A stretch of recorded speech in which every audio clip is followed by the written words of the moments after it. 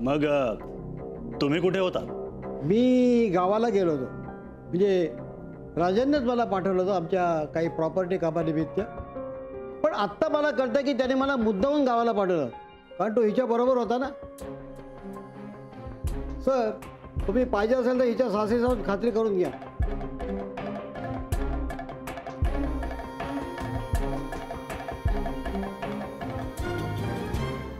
बोला मॅडम. राजनने लग्नाचं प्रॉमिस केलं होतं.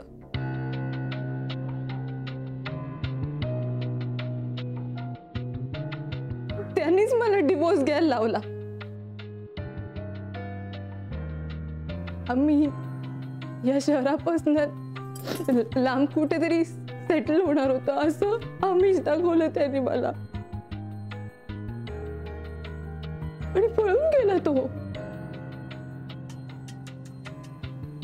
माझ्याकडे काहीच राहिलं नाही आता. कंगाल झाले मी पूर्णपणे राजनमुळे.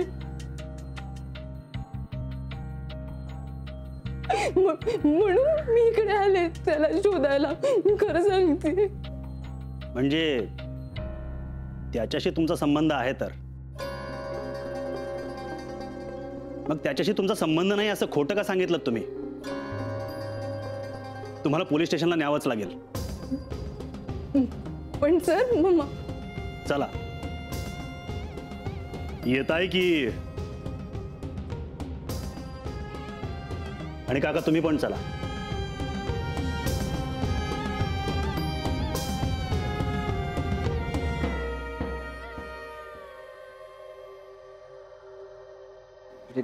काहीतरी शिजतंय हे मला माहित होतं, पण तुम्ही सगळे तर तयारीलाच लागलात. अरे लागलो ना, तयारी संपली आमची. आता तुम्ही काय तो निर्णय घ्या की पटापट मग ही आणि गीता केटररला फोन करते आणि मी आणि दादा हॉल बुक करून टाकू. तो झाला बुक. हॉलवाला वर्गात होता माझ्या. काय बोलतो? आणि मधू काका, नानू मामा फुलांसाठी गेले सुद्धा बाजारात.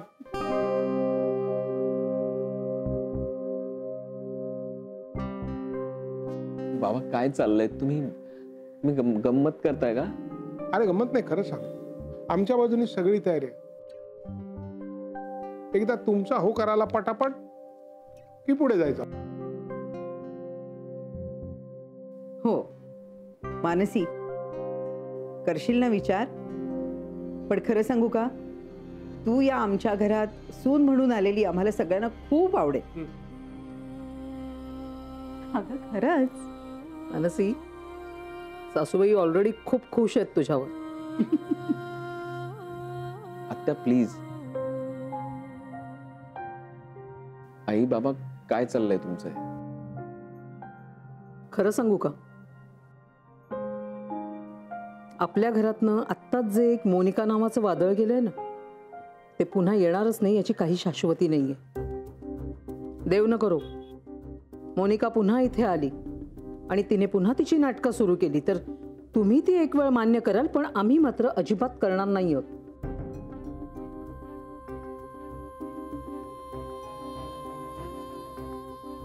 आमच्या म्हणण्याचा अर्थ एवढाच आहे विक्रांत की आम्ही तुमच्यावर कसली सक्ती नाही करणार. तुम्ही तुम्हाला वाटेल तो, म्हणजे योग्य वाटेल तो निर्णय घ्या. एक मात्र नक्की, तुम्ही दोघे एकत्र आलात तर ईशाला सुद्धा ते खूप आवडेल. ताई, मला काय वाटतं त्यांचा त्यांना विचार करू देत ना. आपण जरा बाहेर जाऊया. ये.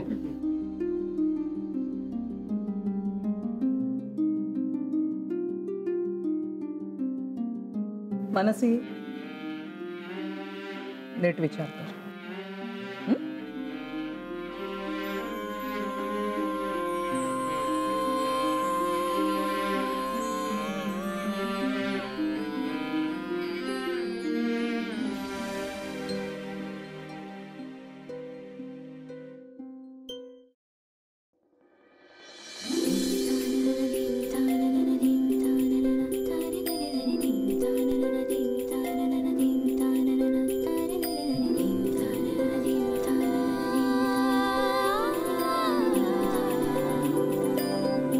लग्न लागेपर्यंतचे तुम्ही आणि लग्नानंतरचे तुम्ही, त्याचं काय?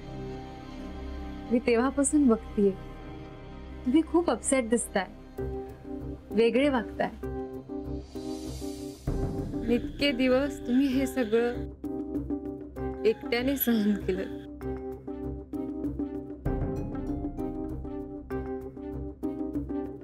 आता काय करायचं आपण?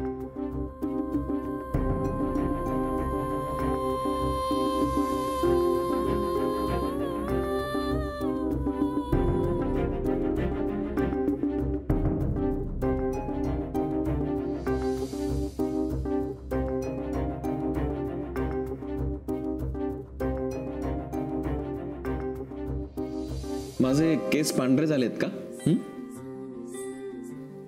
किंवा माझ्या चेहऱ्यावर सुरकुत आहे? नाही. का? मग हे आहोजाहो काय लावलंयस तू? ते आदर म्हणून. जर मी तुला अरे तुरे करतोय तर तू सुद्धा मला अरे तुरेच करायला पाहिजे, नाही का? ओके, मी प्रयत्न करेन. मग तो आत्तापासूनच झाला पाहिजे.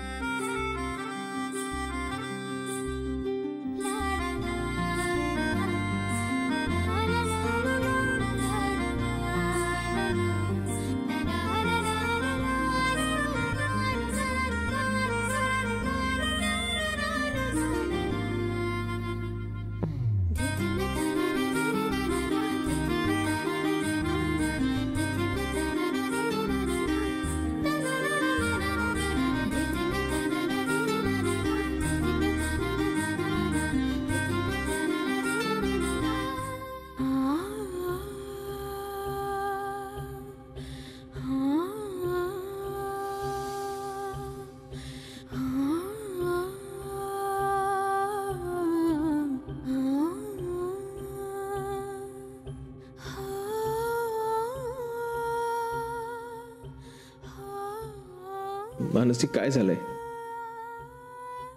मी एकटं नाही सहन करू शकत. मला तू हवी आहेस. मला तू हवी आहेस ते शेअर करायला. तू एकटा का समजतोय स्वतःला? मी नाहीये का तुझ्या बरोबर? मी म्हटलं होतं ना तुला, मी तुझ्या सोबत असेल.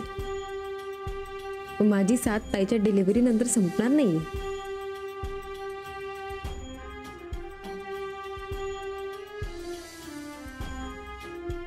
माझ्या आयुष्यात होणारा हा खूप महत्वाचा बदल सगळ्यांनाच खूप चांगला वाटतोय, पण तो खरंच माझ्यासाठी चांगला आहे की नाही हे मला नाही ठरवता येते. मग मी ते सांगणारा तो आरसा तू आहेस विक्रांत. आता मला सवय करून घ्यायला हवी तुझ्या नसण्याची. हो, मला पण.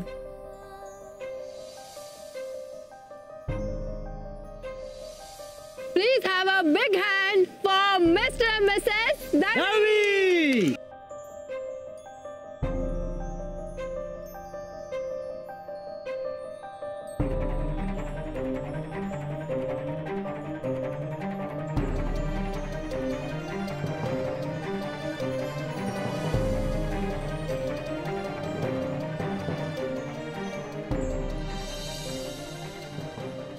मित्र या नात्याची प्रत्येकाच्या मनात एक खास जागा असते, जशी माझ्या मनात तुझ्यासाठी आहे. मला माहित नाही माझं आणि सलीलचं लग्न होईल न होईल, पण त्यामुळे ती जागा कधीही रिप्लेस होऊ शकत नाही.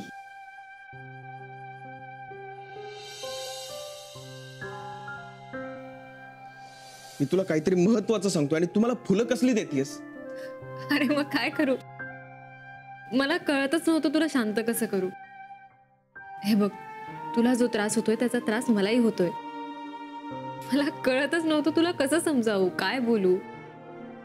म्हटलं मी नाही, निदानी फुलं तुला शांत करतील, म्हणून मी आपलं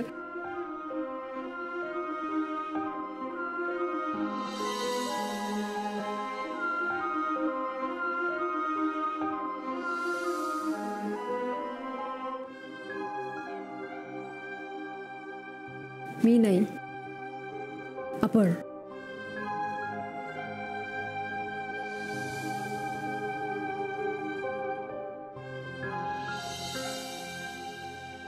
जे मला जाणवलं ते सलीलला जाणवलं नसेल कशावरून? काय जाणवलं तुला? हेच की तुमच्या नात्यात एक अलगद जवळीक निर्माण व्हायला लागली होती. त्यालाही जाणवली असणार. जवळीक? कसली जवळीक? प्रेमातली.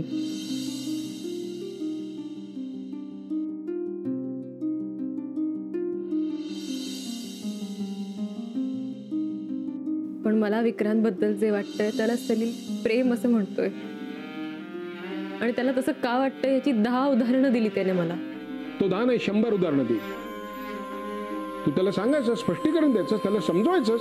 नाही करू शकले मी. का? कारण तो जसं जसं बोलत गेला तसं तसं मला त्याचं म्हणणं पटत गेलं काका.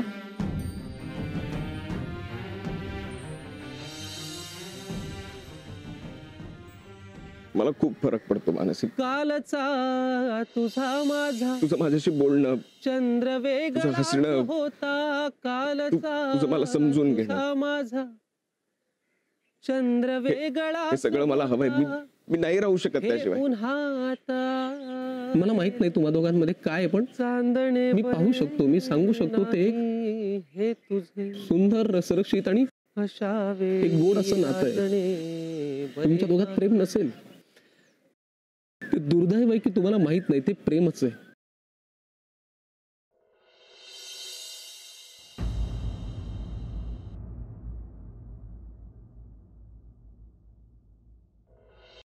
कुठे असेल ताई? काय करत असेल ती? किती वेळा फोन केलाय तिला? फोन उचलत नाही आणि मेसेजेसलाही उत्तर देत नाही. सुखरूप असली म्हणजे झालं. काय करावं हिचं?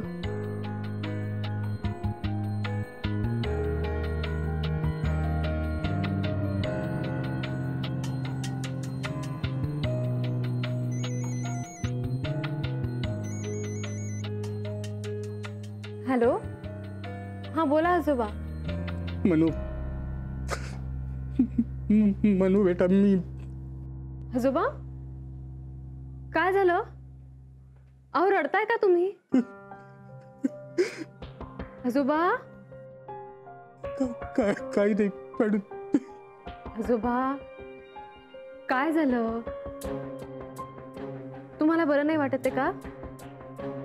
कोणी काही बोललं का? नाही ग, नाही. काय झालं? ताई आली का? ताई काय बोलली का आजोबा? हो, आली होती ती. ताई आली होती? कशी आहे ती? सुखरूप आहे ना? तिला फोन द्या ना आजोबा. नाही, ती आता इथे नाही. हाकलून दिलं मी तिला. ताईला हकललं? पण का आजोबा? इतके विचित्र आणि खाडेडे प्रकार केल्याची शिक्षा मिळाली तिला. म्हणजे तो राजन तिला फसवून ईशासाठी ठेवलेलं डबोलं घेऊन पळून गेला. माय गॉड. मग ताई कुठे? मला माहित नाही. माझ्यासाठी ती मेली ती. मला माझा काही संबंध नाही तिच्याशी आता. ओके आजोबा, शांत व्हा तुम्ही. मी नंतर बोलते तुमच्याशी.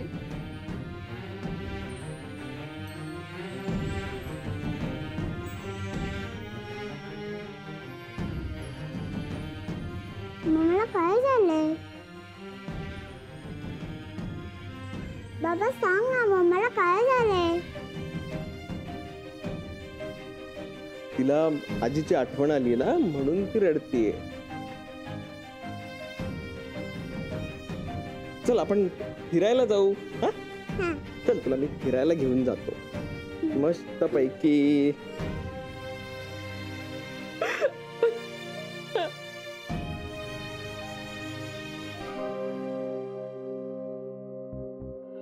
विक्रांतला ज्याच्यात आनंद आहे त्याच्यातच आपल्यालाही आनंद आहे आणि तो जे ठरवेल ते योग्यच असेल नाही का. हो मान्य मला ते, पण तो काय काय वेळेला उगाच इमोशनल होतं ग. काय निर्णय घेतात दोघे देव जाणे. हो ना, त्या दोघांचं लग्न व्हावं असं आपल्याला वाटून काय फायदा. हे त्यांना वाटायला हवं ना, जे पटलं तर पाहिजे त्यांना. हो ग, मला तर आता खूप वाटतं की विक्रांतनी सेटल व्हावं आणि मानसी सारख्या मुलीची जर साथ मिळाली त्याला तर त्याचं आयुष्य बदलेल नाही का. हो ग, मला असं वाटतं आपल्या विक्रांतला समजून घेईल अशी मुलगी बायको म्हणून मिळायला हवी. आपली मानसी जी आहे ना ती मला योग्य वाटते बघ. म्हणजे कशी, तिच्यात काहीही कमी नाही. त्या दोघांनी जर लग्न केलं ना तर दोघं एकमेकाला छानपैकी सांभाळून घेतील. आणि महत्वाचं काय, आपल्याला ईशाचा सुद्धा विचार करायला हवा.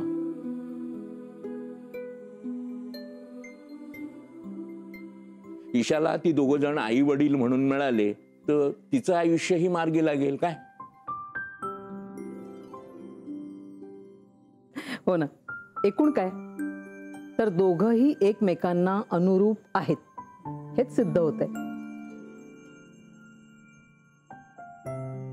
आपल्या विक्रांतचं तर आपल्याला कौतुक आहेच, कारण तो आपला आहे. मानसीबद्दल मी खास सांगेन, हॉस्पिटलमध्ये तिने सगळ्यांना आपलंसं करून घेतलं होतं. ते निव्वळ तिच्या स्वभावामुळे आणि तिच्या वागण्यामुळे. घरातले आपण सगळे बघतोच आहोत, तिचं घरातल्या सगळ्या माणसांवर प्रेम आहे. ईशावर तर काय आहे ते वेगळं सांगायलाच नको नाही का. आणि एक, तिचं विक्रांतवर प्रेम आहे असं असं मला तरी पक्क वाटते. म्हणजे एकंदरीत काय, चिन्ह शुभमंगल होण्याची दिसतात. हो ना.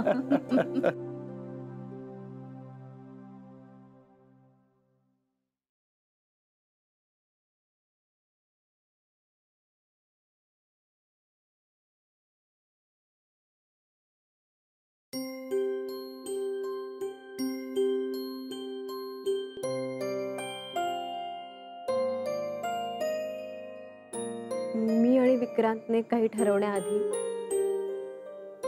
या बाबतीत ईशाला काय वाटतंय ते तिला विचारू.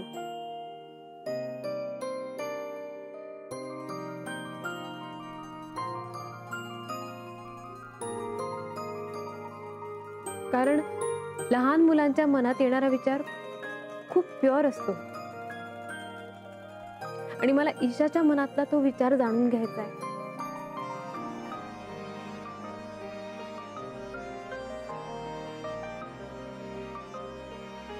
सो माझी अशी इच्छा आहे,